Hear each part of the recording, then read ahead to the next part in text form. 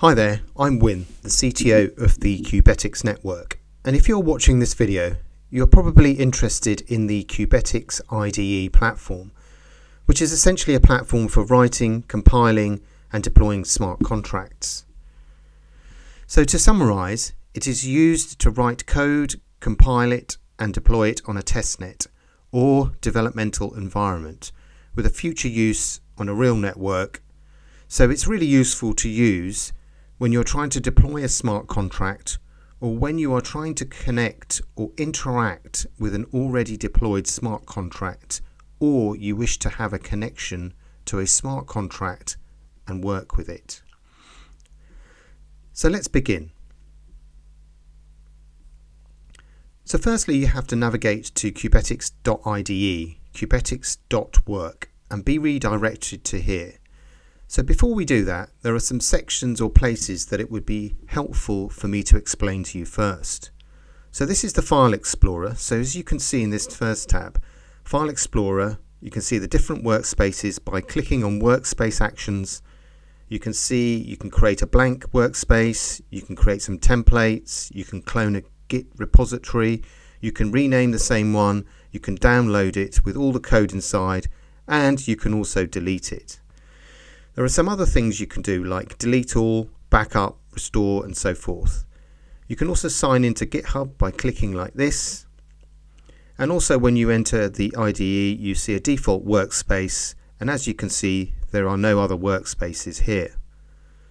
There are some buttons here like create new file, create new folder, open file, new file system, uploads, and also different functionalities like IPFS, Git, and so forth.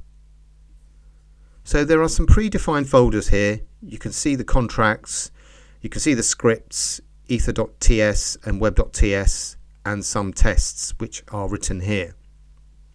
We can do a few more things. For example, you can click on this and create a workspace. As you can see, it's created it for me, an Open Zeppelin ERC20 workspace, and it downloaded the required code. For example, a token additionally. You can see it's downloading all the dependencies needed in order to deploy this. So it's helpful to use predefined templates to deploy some straightforward contracts, for example, ERC20 or ERC721. It also has the ability for you to create blank and named workspaces. So for example, my workspace, which is named there, and you can initialize it using a Git repository or just click on OK and it will be empty.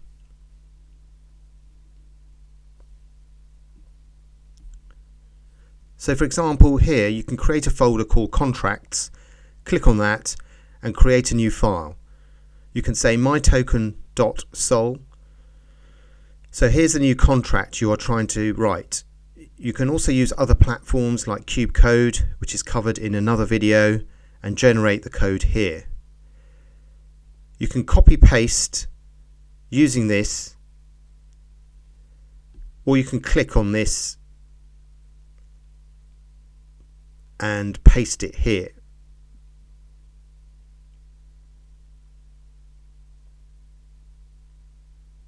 So as you can see, it's downloading all the dependencies all together here again. Okay, so there are other sections as you can see. For example, this is the main place or area you're trying to write the code in. You can zoom in, you can zoom out. You can compile by clicking on this or using Control S. And you also have this section here for seeing all the details of your code. Effectively, it's your terminal. So you can actually use it as a command line terminal. Okay, there are some other useful tools here. When you're here, it says Home, but when you click on it, you are introduced to a greater set of tools. You can use Search, Compile, Deploy, the debugger, Script configuration, and Git.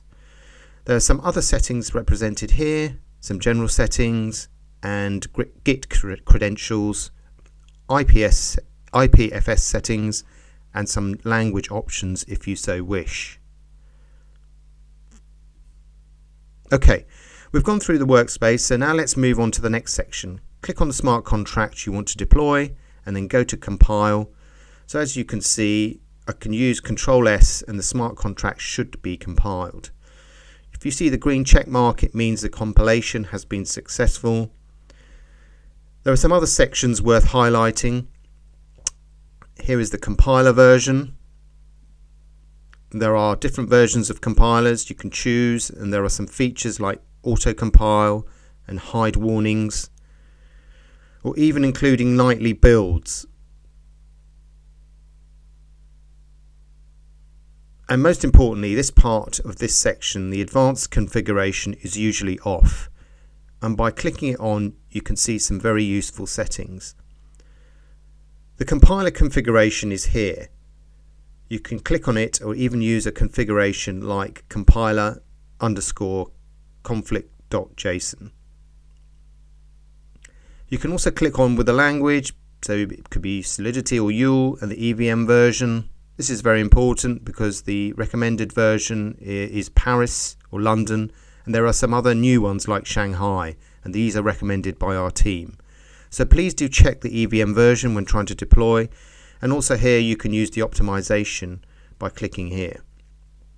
Okay, so now I want to compile this.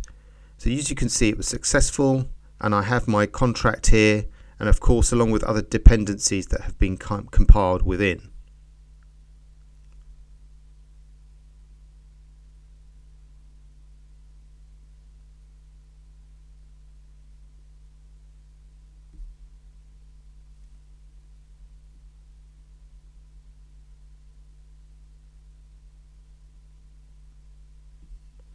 The next step is to deploy the contract. So to do that, we have Remix PM, which is a virtual machine environment, and we can use this to deploy our smart contract.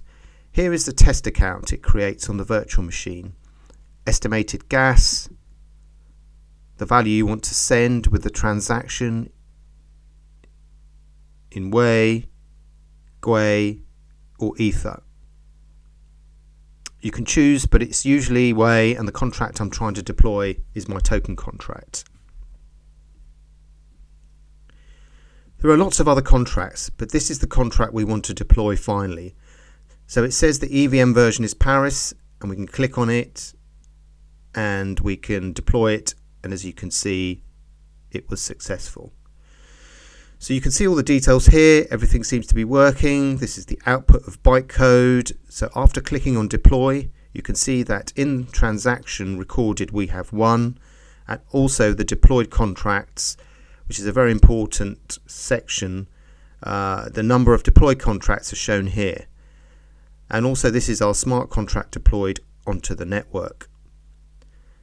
So by clicking on here, you can see the available options to use with the smart contract. So by clicking, you can see the decimals, domain, the EIP 712 domain, the name of the contract, which is my token, the symbol, and the total supply. You can also look at other ones, for example, using this to copy the account and see the number used once here. The balance off, as can be seen, is set to 0, and so on and so forth.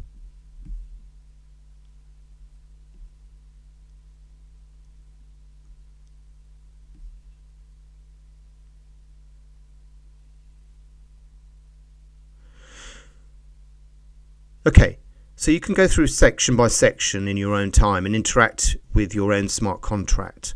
One further point of interest is here. And this is because this is a virtual machine, so it is not on any testnet or any real network.